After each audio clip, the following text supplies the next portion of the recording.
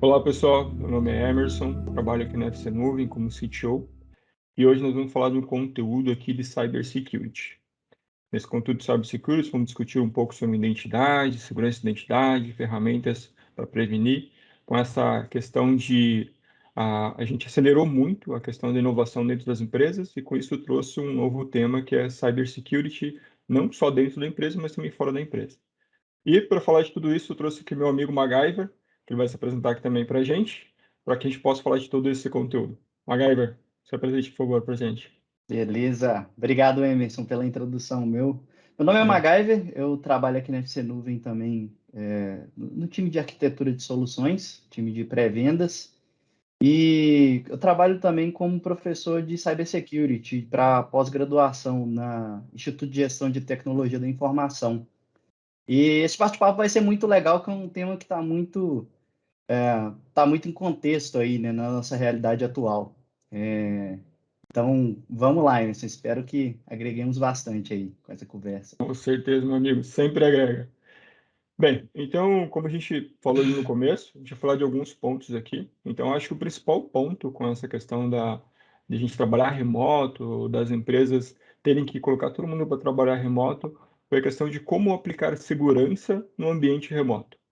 Então, a gente vai falar aqui de alguns pontos, como que você pode aplicar essa segurança, não só na máquina, ou seja, no dispositivo que você está trabalhando remotamente, mas também nos acessos, ou seja, tem que estar seguro de ponta a ponta.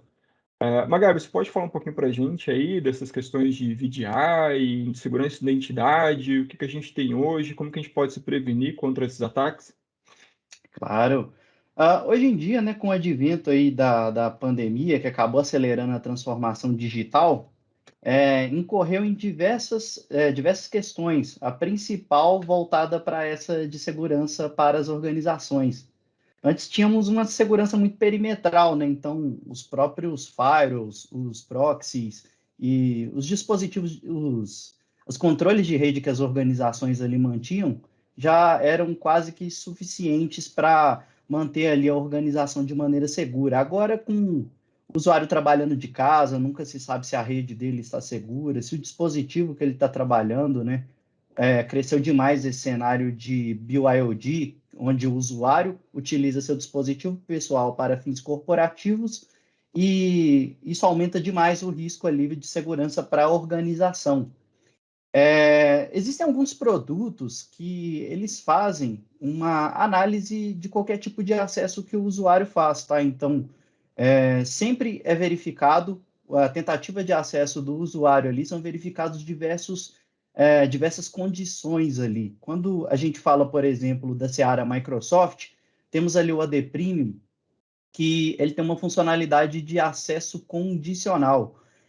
O acesso condicional nada mais é do que um mecanismo de decisão que ele sempre vai estar avaliando alguns fatores ali da autenticação do usuário. Então, ele avalia, por exemplo, a localização geográfica do usuário e bate de acordo com as localizações que aquele usuário está acostumado ali, adaptado a estar trabalhando. Ele bate ali se a saúde do dispositivo que ele está utilizando está comprometida ou não. Nós podemos colocar regras até que, se o dispositivo não tiver ingressado no domínio, nós podemos ter uma tratativa diferente para aquele acesso ali daquele usuário. Algo que a gente pode manter aquele acesso de uma maneira muito mais restritiva. E ele avalia outros pontos também, se o usuário é pertencente de algum grupo específico, se há alguma atividade maliciosa ali naquele device do usuário, né? E com base nessa avaliação inicial, ele pode impor alguns controles baseado nas políticas que são criadas. O que são esses controles? Pode, por exemplo, solicitar um multifator de autenticação para o usuário poder ali, após provar que é ele mesmo, ali através de um SMS que ele recebe no celular com código, ou um token que é gerado no aplicativo, ou até mesmo uma aprovação no próprio aplicação, para que ele tenha, além da senha, um fator adicional para caso, por exemplo, algum hacker esteja com aquela credencial dele, ele não tenha acesso àquilo que o usuário tem. Então, um dispositivo onde ele recebe uma validação ali para provar que é ele mesmo. Então, aí nós já temos uma barreira de controle. Opa, o usuário só vai acessar minha aplicação corporativa se ele tiver ali aquele dispositivo que vai gerar um token para ele. Existem outros tipos de controle, como, por exemplo, eu identifiquei que é uma atividade anômala, é um sign-in suspeito. Por quê? Este usuário ele costuma trabalhar de São Paulo e ele teve uma autenticação há 5 horas atrás de São Paulo e agora, neste exato momento, 5 horas depois, ele já tentou autenticar da Índia.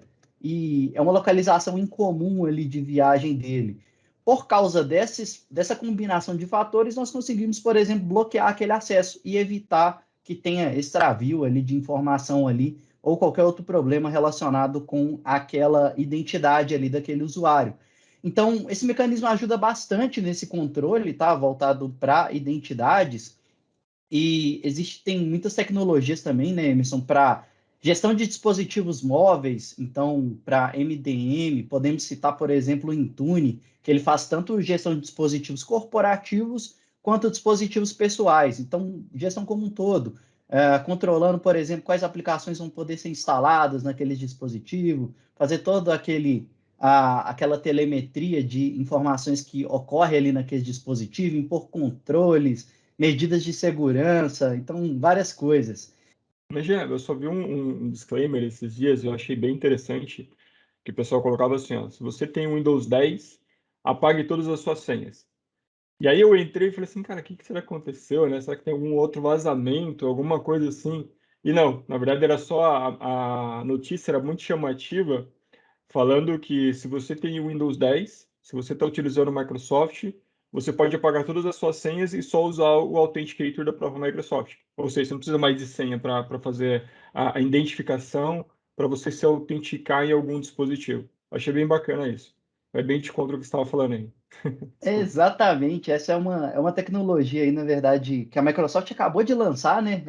Eles chamam de passwordless. Então, o vá sem senha, você Verdade. consegue ali autenticar no computador, nas aplicações ali, sempre sem senha. Então, não tem aquele problema, né? A senha vazada, não tem senha. Mas é bem interessante mesmo o método que funciona. É apenas uma liberação no aplicativo. Então, você vai E ter que ser o possuidor ali, né, daquele aplicativo que está vinculado com sua conta, e você não precisa ali necessariamente mais digitar alguma senha. É algo que mitiga muito até para essa questão corporativa, né, Emerson? Porque hoje em dia nós temos senha, usuário e senha para tudo, que é uso pessoal nosso. Então, qualquer aplicação, qualquer aplicativo que temos no celular tem um usuário e senha. E às vezes as pessoas colocam a mesma senha para as aplicações corporativas. Às vezes não, 99% das vezes. Nem precisa, às vezes, atacar a senha ali do Azure AD da pessoa, ou do mecanismo de identidade dela. Já ataca ali uma aplicação que aquele usuário utiliza e tenta com as mesmas credenciais ali acessar a aplicação corporativa. Então acaba muitas vezes conseguindo êxito quando o hacker ali, o atacante, ele tem um alvo já fixado para esse tipo de ataque cibernético, né? a gente tem visto muito aí o pessoal falando de ransomware, de raptar os dados, depois pedir uma recompensa, né, para liberar ali e fazer tudo isso. Existe algum tipo de tecnologia ou existe alguma coisa que a gente consiga evitar isso? Ou, no caso, não evitar, mas dificultar o máximo para que isso não aconteça? Olha, existem, na verdade, como o ransomware, né, ele tem diversos payloads, então ele tem formas diferentes ali de se disseminar, de entrar numa organização e de conseguir ali o êxito, que é a exfiltração de dados e a criptografia daquela informação. Ele pode entrar de diversas formas. Uma delas é pela identidade, então ele tenta com uma identidade, consegue entrar dentro da organização e fazer aqueles movimentos laterais, né, escalação de privilégio, até encontrar uma conta ali que tenha privilégios bem elevados, como um administrador de domínio, e daí ele começa a identificar então os honeypots dele, onde que ele vai atacar ali para de fato começar a extraviar as informações confidenciais da organização ou identificar o que a gente vê muitas vezes parada de servidores, né? Para a operação da empresa, porque invadiu ali a máquina que é o host do virtualizador. Então, tem muitos casos desse acontecendo. Existem mecanismos, sim, para identificar esses tipos de ataque, tá? Então, você tem uma solução de EDR, por exemplo, o Microsoft Defender for Endpoint é uma dessas soluções que ele consegue tanto identificar esse ataque e a gente consegue fazer até uma engenharia reversa na própria solução, mostrando por onde que ela entrou e qual foi o comportamento que ela teve em todos os devices que estão ali na nossa rede. Então, ele fala até dos comandos PowerShell que são executados, tentativa de elevação de privilégio, e ele ainda faz uma correlação com outras soluções. Então, você faz correlação com o Azure AD, se ele está tentando autenticar em outra coisa e tudo mais.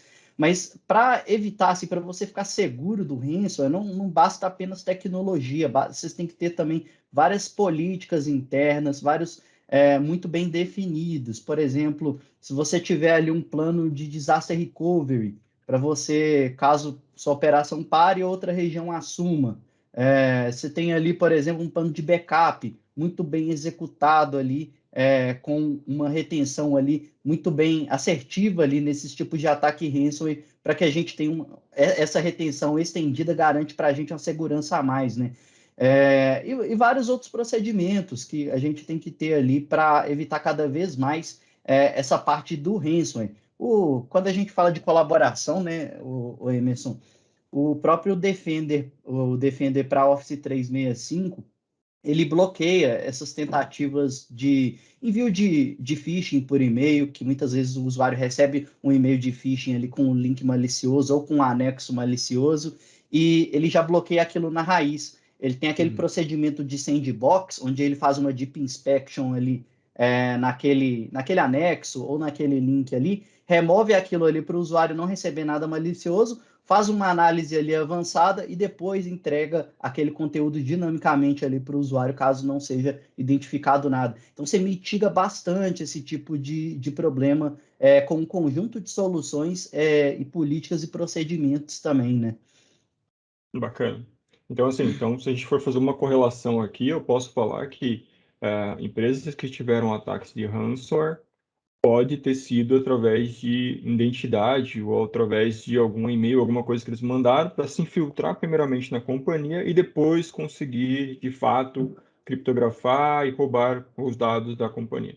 Então, assim, o Ex primeiro ponto que a gente tem que verificar aqui é o dispositivo, que nem você comentou, de ter a segurança no dispositivo, a identidade do usuário, ter mecanismos onde você possa verificar da onde que ele fez o login, da onde ele está fazendo o login novamente, para verificar se não tem nenhum tipo de tentativa de login ali que não seja o correto, né? E aí, com isso, você já mitigar mais essa questão de segurança para que você possa ter ataques como esse. Bem bacana, ficou bem legal. Vendo esse ponto, assim, a gente entende que com essa questão de aceleração, né, da transformação digital, muitas pessoas foram trabalhar remoto. Então, com isso de trabalhar remoto, muitas pessoas foram na empresa, pegaram seu notebook e levaram para casa. Sim. Antigamente, se a gente olhar lá atrás, 2 anos, né, um pouquinho antes da pandemia ali, era que tá meio que incomum isso. Era comum você ter notebooks para pessoas ali, de repente, do C-Level, alguma coisa assim, mas muitas pessoas ainda utilizavam notebook só na companhia. Essa questão de levar para casa, como que a gente coloca segurança nisso para garantir que os dados da empresa vão estar somente ali e que se de repente o cara tiver um notebook roubado ou que se de repente ele colocar um pendrive ali malicioso, ele não vai conseguir roubar os dados da empresa? Existe alguma tecnologia para isso? Ou existe alguma forma da gente mitigar esse tipo de problema? Sim, existe, tá, Emerson? Existe um conjunto de tecnologias, um conjunto ali de soluções que ajudam a mitigar esse tipo de problema. O primeiro ponto que eu penso quando uma pessoa está levando notebook para casa é daquele notebook ser de fato roubado, né? E alguma pessoa ter acesso aos dados do HD daquele usuário. Então, um procedimento que é muito importante, sempre recomendamos aqui para os clientes aqui da FC, é a criptografia de storage. Então, por exemplo, habilitar o BitLocker. O BitLocker é uma solução que vem nativa ali do Windows 10 Pro, tá?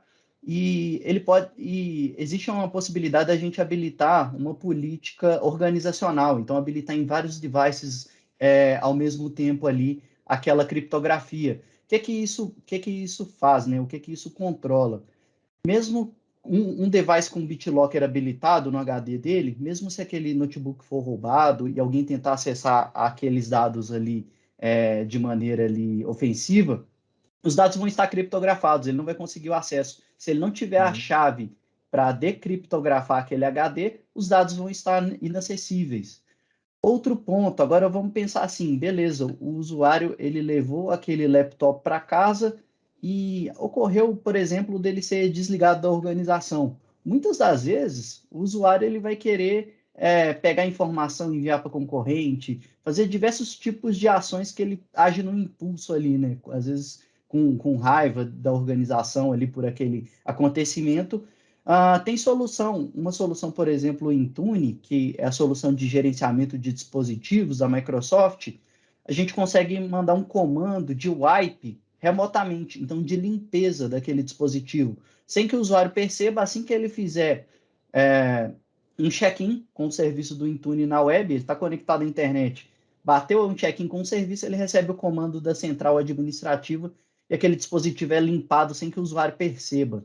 Hum. Isso evita bastante, né, esse tipo de ataque que ocorre, né? Até mesmo para devices pessoais, né? Então, tem uma parte do Intune que é chamada de MAN. É que tem o MDM, né, que é o gerenciamento de dispositivos, e o MAN, Uhum. que é o gerenciamento de aplicações. Esse gerenciamento de aplicações serve para essa camada de dispositivo pessoal que é utilizado para finalidade corporativa, também denominado o termo de BYOD.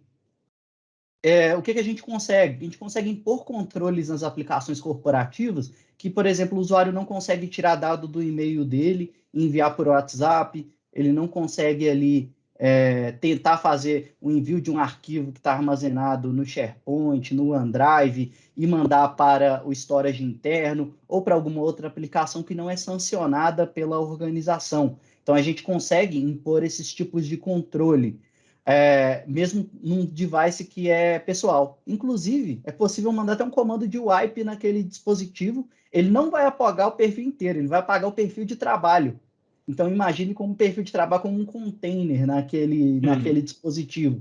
Ele apaga só o que é corporativo e deixa o que é pessoal. Então, isso é muito importante, ter mecanismos para garantir que possamos fazer isso, né?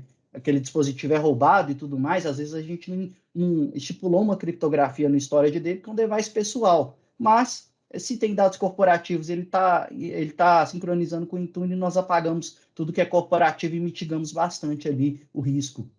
Questões de pendrive também, tá, Emerson? Existem soluções aí que bloqueiam. O endpoint DLP, por exemplo, é uma que se plugou um pendrive ali, tentou vazar um arquivo, por exemplo, que tem informações sensíveis, número de cartão de crédito, informações financeiras, o próprio Windows Defender ele vai identificar que aquilo ali é uma possível extraviação de arquivo confidencial e já bloqueia na raiz. Então, a gente vai fechando o cerco, né, para essas tentativas de ataque.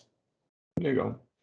Agora pensa no seguinte, tá? Pensa que eu sou uma empresa aqui, eu estou com 200 funcionários aqui na minha empresa, e aí vamos supor que a gente voltou lá para março de 2020.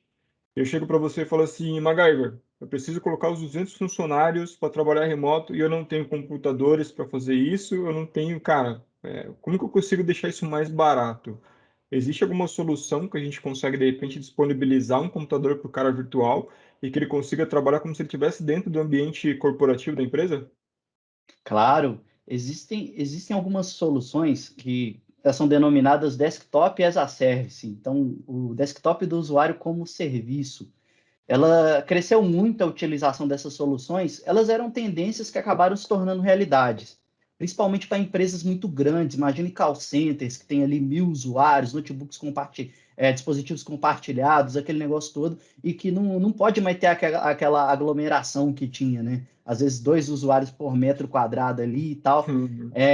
Então, assim, o usuário trabalhando de casa, essas soluções de desktop como serviço, eles facilitam muito tanto o gerenciamento, a gente consegue, por exemplo, fazer as configurações de segurança ali com as diretrizes da organização, os perfilamentos ali que são necessários, conseguimos ali distribuir apenas as aplicações necessárias para aquele usuário estar trabalhando. Então, imagine que o usuário está do computador dele pessoal e ele acessa remotamente um dispositivo que está na cloud, um dispositivo ali que é virtualizado ali no provedor de cloud público. Eu vou dar o exemplo do AVD, o antigo WVD do Azure.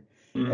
Ele acessa, abre o navegador dele, acessa o endereço lá do AVD e autentica com as credenciais dele. Essas credenciais são credenciais que são ali do ambiente de Active Directory do cliente, então ele vai verificar se o usuário, primeiro, ele tem ali aquelas credenciais são válidas, ele verifica o acesso daquele usuário e depois verifica questões de autorização, qual que é o perfil daquele usuário, qual que é a role dele, para onde que ele vai entrar, qual máquina. E aí ele autentica e ele trabalha de um ambiente seguro. Então, é uma espécie de uma sandbox onde o usuário vai ter todas as aplicações, todos os dados corporativos que ele vai precisar de acessar de um computador remoto.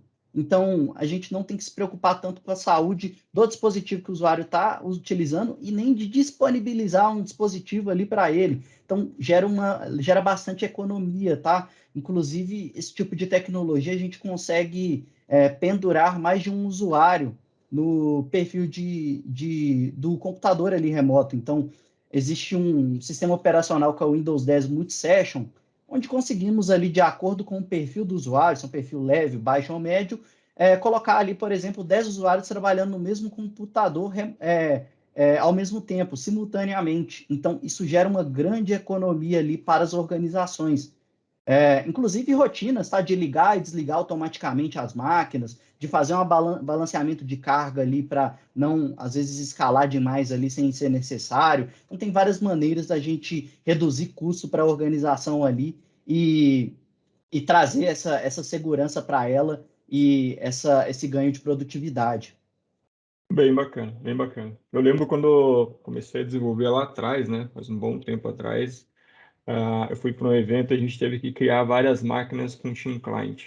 Então, pelo que você falou aí, eu poderia ter várias máquinas ali no Team Client e esse Team Client está conectado no AVD lá da Microsoft e o cara está com a máquina ali desenvolvendo ou fazendo ali o que ele precisa fazer, como se estivesse dentro de um notebook numa rede corporativa da empresa, né? Total, total. Inclusive, por exemplo, é uma pessoa do setor de criatividade, ela trabalha ali com ferramentas ali mais que exigem um potência gráfica ali maior. Então, por exemplo, trabalha com ferramentas da Adobe, que precisam ali de uma placa de vídeo. Então, nós conseguimos pegar instâncias que têm uma placa de vídeo ali robusta para que aquele usuário trabalhe naquele computador ali e a aplicação fique performática ali naquele computador na nuvem. Ele pode ter um thin client com pouca memória, pouca memória, pouco processamento, mas o computador dele da nuvem, então, ele é muito mais potente e ele vai conseguir exercer as atividades dele ali com êxito, sem ter que comprar uma máquina, às vezes, de R$ 10.000 para um usuário ali, né? Ótimo, ótimo, bem legal. Agora, eu sei que a gente falou bastante aqui dessa questão da identidade, de conexão, de trabalho remoto, mas a gente vê que, além disso, ainda existe um outro ecossistema, vamos dizer assim, que são as aplicações que o pessoal leva para fora ou hospeda, libera para que sejam acessados de fora, que também precisa de ter uma segurança, precisa ter um cuidado ali com essa questão de segurança também, porque senão é um ponto de entrada para entrar dentro da rede da empresa e também conseguir acesso aos dados. Nesse sentido, eu sei que a gente tem algumas ferramentas ali no Azure, eu sei que a gente tem algumas coisas que a gente pode colocar ali, o Azure Front Door, o WAF, algumas questões ali, mas eu queria que a gente falasse um pouquinho mais dessas tecnologias e como que a gente consegue blindar também esses sites externos que foram colocados ali pela empresa para que seus clientes possam utilizar, né? Claro. Já nessa parte de segurança essa infraestrutura de aplicações, né, temos diversos mecanismos ali para proteger o próprio front door, né? Ele tem essa proteção de Web Application Firewall, onde ele vai filtrar ali os pacotes que vão ser entregues, né, para ver se não tem nada malicioso ali sendo encaminhado para as aplicações. Ele vai ter proteção contra denial of service, distributed denial of service, então ele vai ter proteção ali se tiver um ataque direcionado ali para alguma aplicação nossa. Existem também mecanismos, tá, Emerson, que a gente consegue fazer, conseguimos ali fazer single sign-on dessas aplicações, tanto aplicações que são ali já estão integradas ali com a Active Directory, quanto aplicações desenvolvidas pelo próprio time interno. Então, a gente consegue fazer a federação de identidades ali, fazer com que o usuário utilize a mesma credencial que ele está utilizando ali para autenticar no Azure AD, então, que ele está utilizando ali para autenticar no Exchange, que ele está utilizando para autenticar no Outlook, no próprio Microsoft Azure, para autenticar na aplicação terceira. Vamos dar de exemplo aqui o ServiceNow, o Salesforce, por exemplo. Então, nós conseguimos trazer essa base de integração de identidades para dentro do Azure AD e ter o controle apenas daquele perímetro do Azure AD, não ter que ficar gerenciando identidade em uma ponta e em outra. Isso gera diversos problemas, questões, por exemplo, empresas que passam por auditoria de acesso privilegiado, isso é uma dificuldade muito grande para o time ali de IAM das organizações, né, que está preocupado ali com essa gestão de acesso e identidade. Então, ele tem que ver em várias fontes de identidades diferentes, quais são os acessos dos usuários, são senhas, às vezes, desconexas, ele não consegue, às vezes, ter um monitoramento disso que a gente falou, desses cenários, se ele está tendo uma autenticação segura, porque, às vezes, a outra aplicação não fornece isso. Trazendo esse provisionamento, essa federação para dentro do Azure AD, ele começa a impor até controles. Conseguimos, por exemplo, utilizar o MFA do Azure AD, conseguimos utilizar ali o acesso condicional do Azure AD, integrar ele com outras soluções também, a Identity Protection, por exemplo. Então, é algo também fundamental aí para esse tipo de proteção. Outras questões também, né? A gente estava falando de ransomware. Isso ocorre também, além da identidade, dos outras portas de entrada ali mais comuns que notamos aí é portas de gerenciamento ali de servidores abertas e aplicações abertas para a internet, né? Então, Sim. qualquer origem pode acessar e tudo mais. Então, essas backdoors aí é algo que a gente consegue fechar também ali com o Azure Firewall, a gente consegue fechar ali também com os Network Security Groups, então conseguimos ali fazer essa segurança também a nível de microsegurança, né? Não apenas macrosegurança. Bacana. Então, pegando assim um exemplo, tá? Eu vou falar aqui um exemplo hipotético aqui de uma arquitetura e a gente vai falando aí de como a gente consegue proteger em alguns aspectos ali. Então, a gente sabe que toda a aplicação web que está exposta ali do cliente, ele vai ter que estar exposta, ou seja, tem que conseguir chegar ali até a aplicação. Normalmente é pela porta 80 ou pela porta 443. A gente sempre recomenda pela porta 443, que é HTTPS, tem questão de criptografia ali, é mais seguro. Mas a gente também sabe que eu fui desenvolvedor lá atrás, conheço alguns desenvolvedores que trabalham como desenvolvedor até hoje, e a gente sabe que às vezes essa questão de segurança é uma coisa nova. Os desenvolvedores não se preocupavam muito com isso. Então, quando você pega uma aplicação ali desenvolvida lá atrás, uma aplicação legada, você coloca ela para expor para a internet, você pega algumas questões ali de, que nem você falou, DDoS Protection, você pega um SQL Injection, você vai pegar algumas coisas ali que a pessoa pode ter esquecido na hora de programar, ou lá atrás, quando a gente nem se preocupava muito com isso, a pessoa esqueceu de fazer isso e que agora precisa ter isso de fato. Então, dando um exemplo aqui do SQL Injection, se ele permitir, um hacker consegue facilmente ir lá, modificar o código da aplicação, daquela página, colocar para executar um SQL, e daquele SQL, aquela aplicação manda para o banco pega os dados e devolve para ele. Então, ou seja, são questões que a gente não se preocupava lá atrás e que agora tem que se preocupar muito mais ainda. Nesse sentido, de SQL injection, de proteger uma aplicação web, a gente consegue fazer de fato uma proteção ali para blindar essa aplicação, ou seja, não deixar que ela seja exposta para a internet se ela não atingir alguns pré-requisitos ali de segurança? Sim, isso pode ser feito de diversas formas, tá? Claro que existem técnicas aí de DevSecOps, né, que nós conseguimos ali no próprio desenvolvimento, ali na esteira de desenvolvimento da aplicação, já ter algumas camadas ali, por exemplo, de Vulnerability Assessment, já ter algumas camadas ali de segurança de código, implementar o próprio front door, né, para ficar na frente dessa aplicação e identificar esses tipos de ataque, já barrar eles ali na origem, é algo também muito importante. Por exemplo, essa comunicação da aplicação com o banco de dados, colocar um endpoint privado ali, um private endpoint, para que essa comunicação não vá direto para o banco, né? Ela vá primeiro ali para o private endpoint e daí ele define a rota ali que aquela aplicação vá. Então, tem várias maneiras da gente proteger essa aplicação que está exposta ali para a web, né? Então, essas são algumas das técnicas aí que a gente consegue estar fazendo. Foi bem legal você comentar sobre o seu private endpoint, que eu vejo que a gente atende aqui vários clientes, né? E às vezes a gente se depara com isso. A gente começa a olhar o ambiente e a gente vê que o banco de dados está exposto para a internet, então você bateu ali, você consegue acessar. É claro que tem a segurança do usuário e senha, mas o endpoint dele está público para a internet. Uhum. E aí, quando você começa a falar de private endpoint, às vezes até as pessoas mesmas falam assim, cara, mas o que que é isso? Existe alguma forma? Existe. Existe uma forma que, a partir do momento que a sua aplicação chegou a requisição na sua aplicação, toda a comunicação dela para dentro seja totalmente pelo backbone da Microsoft, seja totalmente no canal seguro, e aí você não exponha nada, nenhum desses endpoints, nenhuma informação para fora. É bem bacana. Agora, imaginando que a gente fez toda essa camada ali de WAF e tudo mais, mas mesmo assim, tá? Vamos supor que de repente o cara conseguiu ele embutir alguma questão de script, alguma coisa não, pela próprio e-mail que um cara recebeu, ele clicou ali, ele abriu, ou uma aplicação conseguiu inserir aquilo em algum lugar, e aquele script ele está passando ali por dentro da rede do Azure.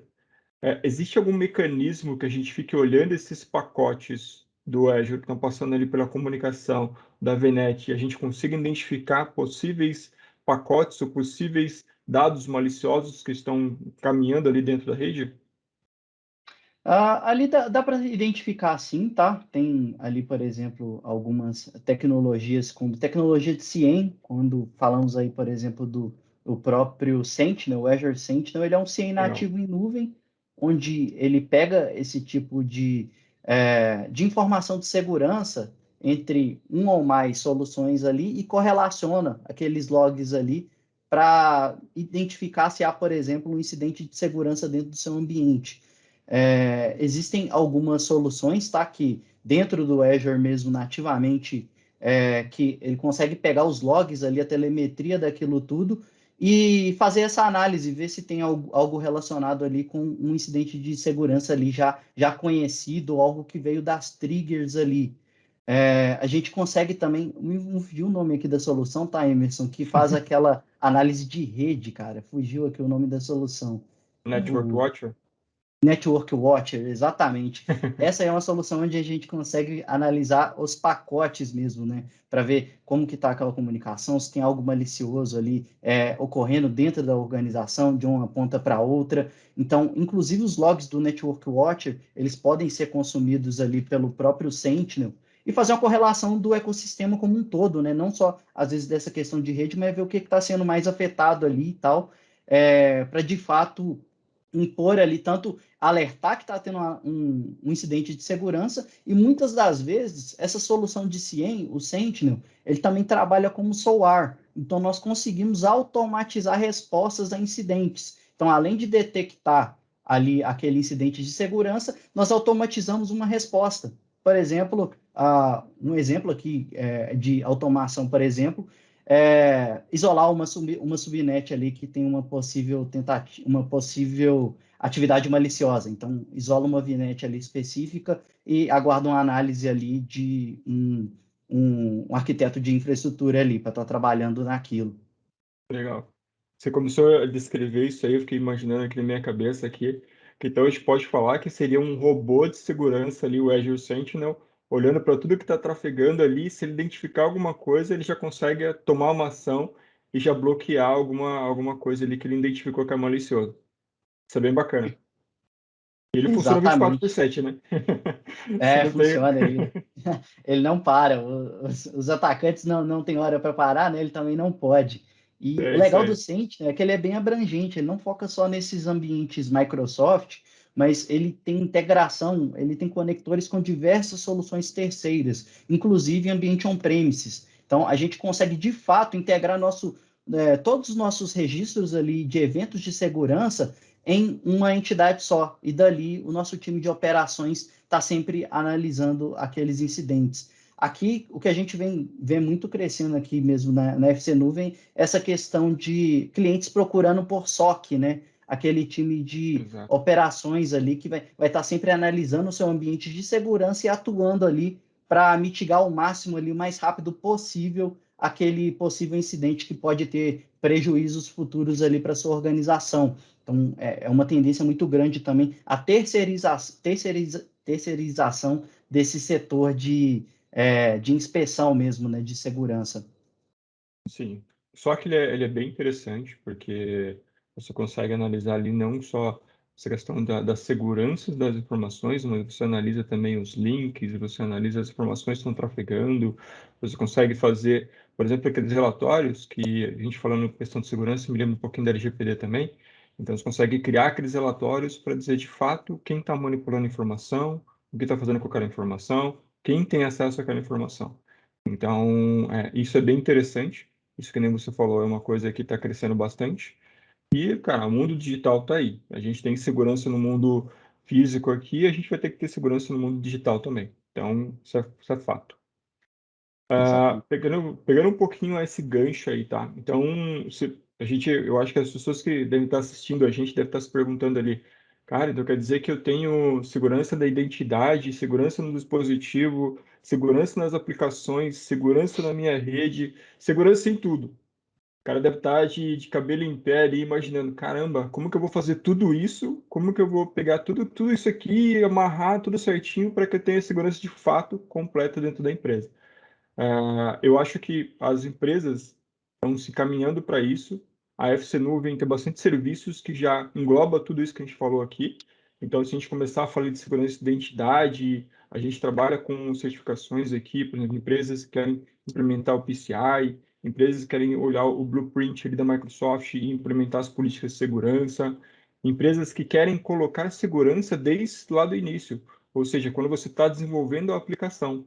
Então, a parte do DevOps, a parte do DevSecOps, também para você aplicar segurança dentro de todo o pipeline ali que você está entregando, tá? Essa parte que você comentou ali bastante do DLP, do AIP, de você identificar se uma informação que você já sabe que é sensível, se ela está sendo, se de repente existe alguma possibilidade de alguém estar tentando passar isso para fora da organização. Então, isso é bem legal. E também, que a gente falou aqui, toda a parte da infraestrutura. Então, não adianta você só ter a infraestrutura criada, mas você precisa de um time ali capaz, um time ali que esteja antenado a todas essas questões de segurança para olhar ali de fato se tudo isso que está acontecendo dentro do seu ambiente realmente é seguro. Então, eu acho que eu falei aqui já de uns 3 ou 4 serviços. Se você quiser aí falar um pouco mais de algum deles, para exemplificar como que nós da FC Nuvem conseguimos blindar todo esse ambiente do cliente, fica à vontade. Legal. Nós aqui da FC Nuvem, tá, nós seguimos muito aquele conceito de Zero Trust, né, Emerson, que você nunca confiar, sempre verificar. Então, independentemente de qual ambiente esteja em jogo ali, a gente sempre vai ter mecanismos para verificação e proteção daquilo. São muitas ferramentas, né, que a gente mencionar aqui num curto período, mas depois a gente pode até adentrar um pouco mais aí, caso alguém fique mais interessado nos assuntos. Algumas dessas soluções a gente vê também, que é um assunto também que está muito em pauta aí, a própria LGPD, né, que já está tendo várias sanções administrativas, vemos que as empresas vêm cada vez mais tendo investimentos, né, para essa frente aí, tendo mais preocupações, né, com todo o ecossistema que eles têm ali, tanto de usuários, parceiros, clientes, todos aqueles dados ali que eles estão manipulando, e ferramentas essenciais para isso aí são ferramentas que conseguem classificar, que conseguem proteger e conseguem rastrear aquele arquivo. Então, o próprio AIP, que foi mencionado, é uma solução que faz essas três ações em uma solução só. Então, ela consegue ali, por exemplo, você tem um arquivo ali que tem um dígito de cartão de crédito, ou tem ali um CPF de um usuário, ou as duas informações, ou várias ali. Então, essa solução, só do usuário salvar aquilo em um diretório, não necessariamente um diretório de nuvem, ele pode estar salvando no desktop dele e tal. Essa solução, se tivermos uma regra ali que ela protege esse tipo de informação, automaticamente aquele arquivo ele vai ser classificado com um rótulo e ele vai ser criptografado que isso é importante? Beleza, ele está classificado. E aí? Se aquele arquivo, de alguma forma, ele viaja externamente, uma pessoa tenta acessar ele, aquela pessoa vai ter que provar que tem acesso àquele arquivo, vai abrir uma página para ela estar autenticando no serviço do IP. Se ela não autentica, ou se ela autentica com uma credencial que não tem acesso ali definido na ferramenta, o arquivo fica criptografado. Então é legal que é uma proteção que ela viaja com aquele arquivo ali, independentemente de onde ele esteja. É algo que ajuda bastante a evitar esses tipos de vazamentos aí que são tangíveis aí, por exemplo, a LGPD, a GDPR europeia. Outra coisa também que a gente vê os clientes aí sempre querendo tá em compliance com esses padrões, essas leis de conformidade de mercado, como você mesmo mencionou, PCI e algumas outras. O Security Center, ele tem uma funcionalidade lá, que é o Azure Benchmark, que nós conseguimos fazer uma avaliação do nosso ambiente atual, como um todo, e ele verifica item a item se nós estamos compliance com os artigos desses padrões, das leis e tudo mais, e ele fala tudo o que tem que ser feito ali, as diretrizes do que está errado, o que tem que ser feito, e se a gente quer fazer na hora, alguns já tem até um quick fix que já conserta na hora ali, para a gente estar adequando aqueles padrões. Então, isso é algo que nos direciona muito ali, às vezes, quando um cliente está pedindo nossa ajuda, né, para adequar a alguma regulamentações dessa de mercado. A própria solução já tem esse assessment embutido dentro dela. Então, basta que a gente identifique quais são, trace ali um roadmap de implementação, um plano, e já deixa aquele ambiente ali no padrão que o usuário precisa estar ali, né? O usuário não, a Bacana. organização. A organização que é feita de usuários, então Exato. os usuários também. Isso aí. É legal você falar essa questão dos dados, porque a Microsoft já fala lá atrás, isso já foi falado há um bom tempo lá atrás, que dados são um novo petróleo, né? Isso até está virando já uma coisa antiga já de se falar. E hoje a gente Tá. está realmente vivendo isso, né? A gente vê muitas empresas que têm um monte de dados, estão começando agora a olhar para esses dados, tirar informação, fazer análises preditivas, verificar como que ela pode trabalhar melhor com seus clientes. E esses dados têm dados sensíveis, isso é fato. Então agora elas estão começando também a olhar aonde que ela tem esses dados sensíveis e como que elas vão aplicar segurança em cima disso. Porque se um dado desse sensível vazar da empresa, além dela ter que se prontificar e avisar que isso foi vazado, ela pode perder um valor de mercado aí bem considerável. Além das multas que o próprio pessoal da NPE pode aplicar ali. Então, isso é bem legal ali, essa questão de proteção de dados, a proteção dos itens ali que tem dentro da empresa. Pegando tudo isso que a gente falou aqui, então, para a gente fechar aqui, eu vejo que hoje a FC Nuvem tem vários serviços que possa blindar o ambiente dos nossos clientes, possa blindar o ambiente de um cliente possível cliente que esteja assistindo essa nossa live aqui, esse nosso vídeo. E eu faço novamente, eu reforço novamente aquele pedido que você fez lá atrás. Se você tem um ambiente, se você quer conversar um pouco mais sobre como blindar tudo isso, sobre como está a sua infraestrutura, como que a gente pode te ajudar a blindar esse ambiente, peço que você venha conversar com a gente, converse comigo, converse com o MacGyver, procure aqui o contato da FC Nuvem, que nós vamos ter um prazer imenso em conversar com você, olhar para o seu ambiente, olhar para tudo que você faz hoje e deixar isso o máximo possível seguro para que você possa dormir em paz e não ter preocupações com segurança. Esse é o meu recado final aqui. MacGyver, eu agradeço bastante a sua participação. Cara, enriqueceu bastante assim, o nosso vídeo aqui, tudo que a gente falou aqui tecnicamente. Você realmente demonstrou que você sabe bastante aí da parte de cybersecurity. Agradeço bastante e espero que a gente possa juntar novamente aqui nós dois e fazer novos vídeos aí para trazer novas informações e agregar mais no mundo corporativo. Muito obrigado, Magali. Muito obrigado, Emerson e FC Nuvem, aí, por essa oportunidade. Eu nem vi o tempo passando, tá, pessoal? A conversa foi tão boa que passou muito rápido. Mas contem com o nosso apoio aí. Muito obrigado.